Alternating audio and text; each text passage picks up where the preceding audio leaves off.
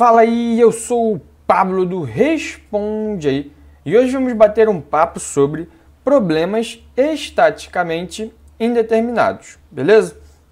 Vamos ver aqui uma situaçãozinha para a gente entender como que a gente vai trabalhar esse tipo de problema, certo? Imagina lá o seguinte, ó, você tem aqui uma barrinha, né? Você está aplicando uma carga P e ela vai esticando essa barra até encostar nessa parede C, certo? Se eu tiver que desenhar um diagrama de corpo livre dessa barra, eu vou ter o seguinte, aqui a minha carga P sendo aplicado, eu vou ter uma reação da parede aqui no ponto C, certo? Então eu vou ter aqui, ó, a reação da minha parede no ponto C e vou ter aqui no ponto A também uma reação da minha parede, ok? Então essa reação aqui em C, vou fazer uma setinha maior, né?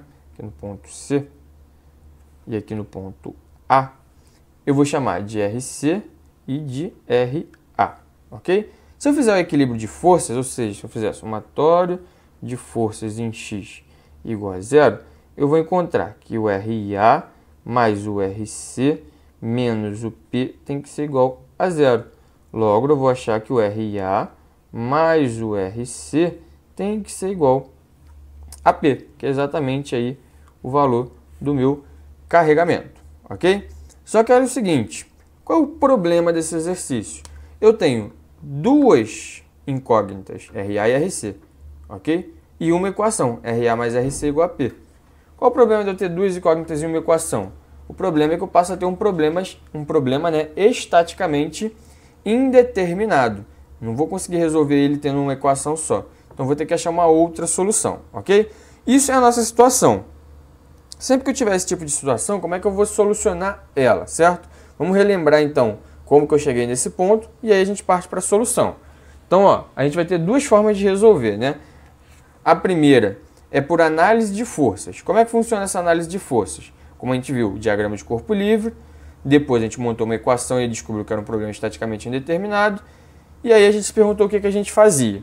Por análise de força, o que a gente vai fazer é arrumar mais uma equação. Essa mais uma equação que a gente vai arrumar é o que a gente chama de fórmula ou equação da compatibilidade, ok? Que é exatamente a fórmula de deformação da nossa peça. É dada por essa formulazinha aqui que a gente já viu, ok? Essa fórmula é dada pelo seguinte, ó. O ρ é deformação total, o n é normal, o L é comprimento, o A é área e o E é módulo de elasticidade, certo? Então essa formulazinha aqui vai ser o que vai auxiliar a gente. E como que ela vai auxiliar a gente numa equação de compatibilidade? Imagina lá de novo, ó, a nossa primeira situação.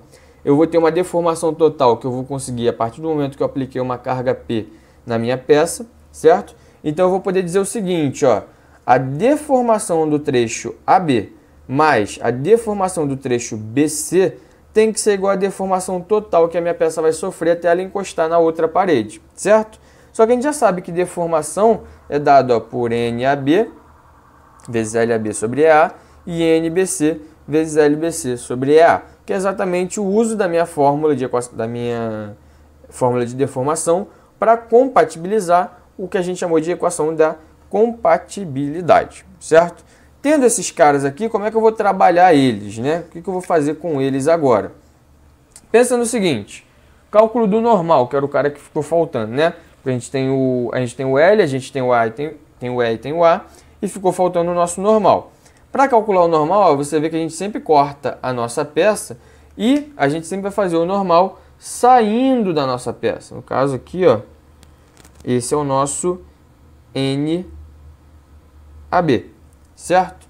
Se eu for fazer o equilíbrio, ó, eu vou ver aqui, ó, NAB mais RC menos P é igual a zero. Então eu posso dizer que NAB é igual a P menos o RC, certo? E para o de baixo é a mesma coisa, ó, NAB deu P menos RC, P menos RC. E o de baixo de novo, eu faço o normal saindo, só que esse aqui é um normal em BC.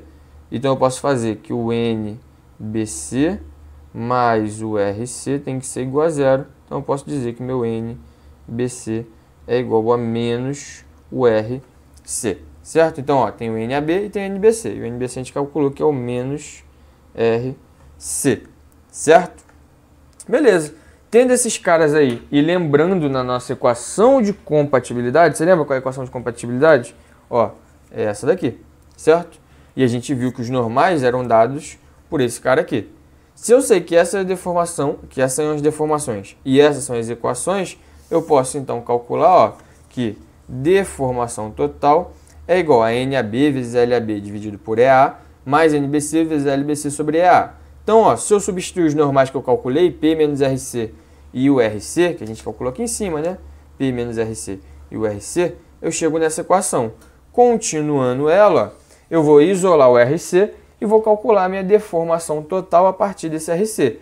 Só que pensa no seguinte, deformação total o enunciado vai me dar, P o enunciado me dá, L o enunciado me dá e EA o enunciado me dá.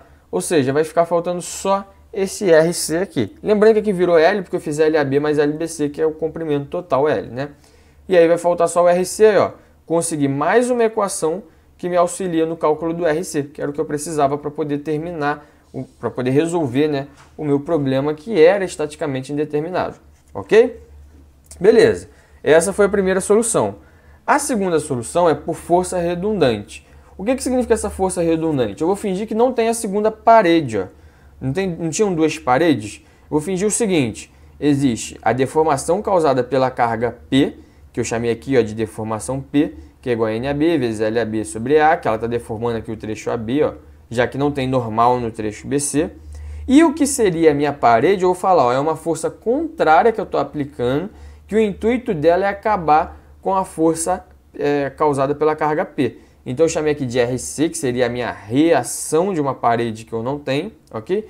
E eu chamei de menos deformação RC, porque aqui eu estou comprimindo, tá? Então aqui, ó, eu estou tracionando, puxando, eu coloquei positivo, né? E aqui que eu estou comprimindo, nesse caso eu coloquei como negativo, porque aqui eu aumento a minha peça e aqui eu diminuo ela, tá bom? Então, ó, esse cara ficou menos RC, então eu fiquei NAC vezes L sobre EA.